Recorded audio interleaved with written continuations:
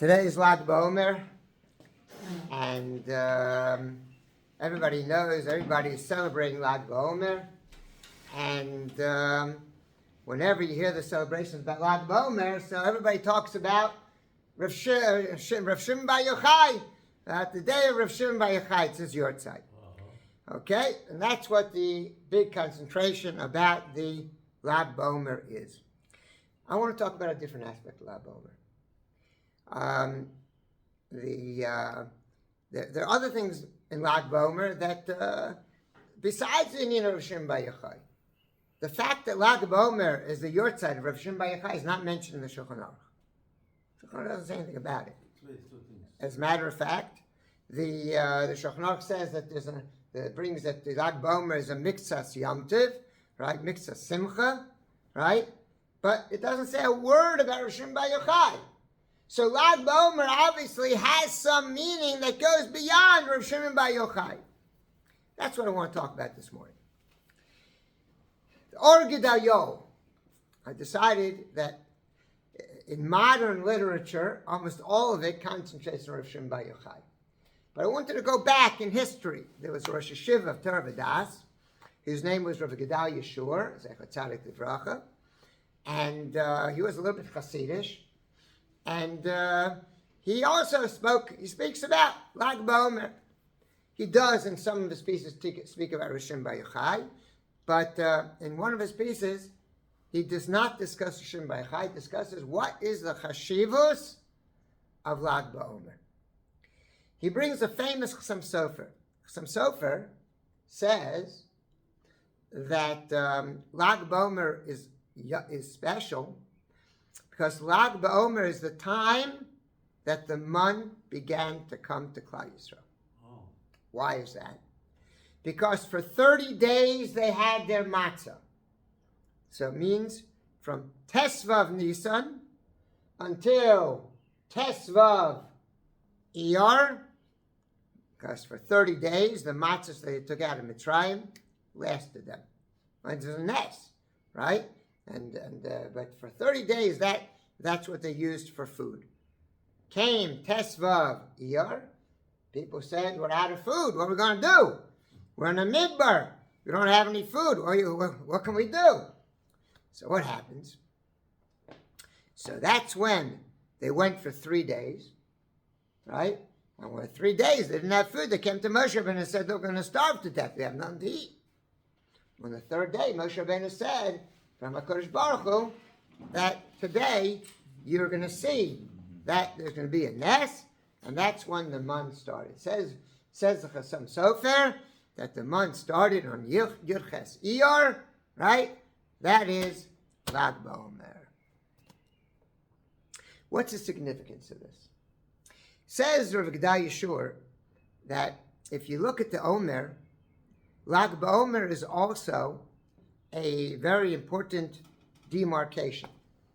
Because the Omer is 49 days, right? Three parts of the Omer, each one is 16 days, right? 16 and a third days, okay?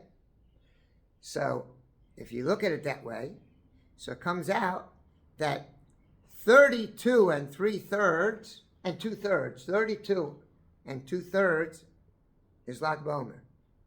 Lag BaOmer is the end of the 32 and 2/3, meaning, right, because you have 32 full days, and that's why if you wait till the morning, right, you have to mix a sayom, right, so the night, 12 hours, let's say, right, so into the mix of sayom, you enter into the third, you've finished the second third of the counting the Omer, and now we're starting the last part.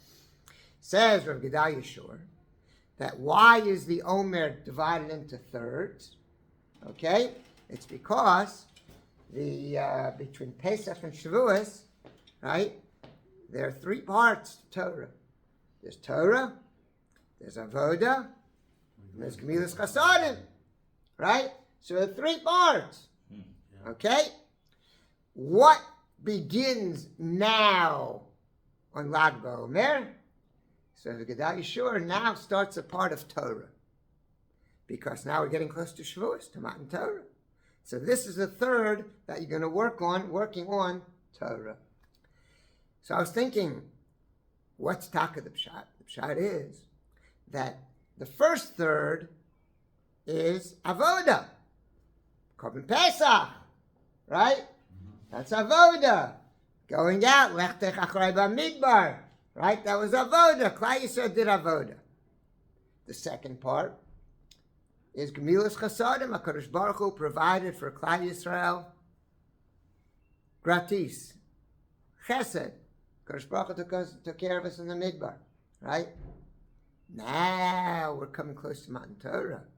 Now we have to earn our keep for Torah, right? Lo nitna Torah ela la'ochlei aman, says Rav Gedai Yeshua. Lo nitna Torah ela la'ochlei aman. Why? Because the ochlei aman, they're turning their physical existence into a spiritual existence. When you eat man is lechem shamayim, right? Lechem abirim ochalish. The man is heavenly food. It's a spiritual food that's making our bodies ready to have the spirituality of Torah, that our physical existence is ready for Kabbalah Torah, right? Turning everything in life into a spiritual experience, which is what life is all about. Torah is all about making that even the physical parts of our life to be Torah, to be a spiritual and higher, uplifting type of an experience. And that starts from Lag BaOmer. And in that sense, maybe even, that's the pshat of why the Talmidei Rabbi Akiva, perhaps, right, at this point, there was an easing off of the Misa, because if it has to do with Torah they had, right? They were chisaron in being in showing kavod zelazeh. That's gemilas chasadim. That's maybe avoda, right? But Torah they had, and therefore there was a lighter part of the gzeira because of the Torah, and therefore that's according to this pshat.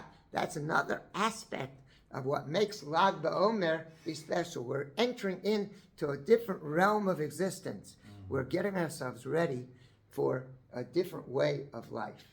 And therefore, it's more spiritual. And that's the simcha of Lag BaOmer, that we can kind of cast off everything that's around us, cast off our tzaras, and say, you know what? But Sov Kosov, I'm giving myself over to the Rabban Shalom, giving myself over to spirituality. The Mun says that my physical existence has to be seen in the light of a spiritual existence.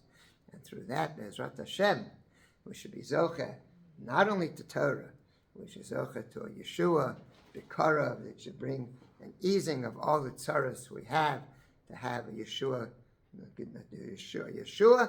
and Hashem should help us that by Shavuos, instead of the tzaras, we should only simcha.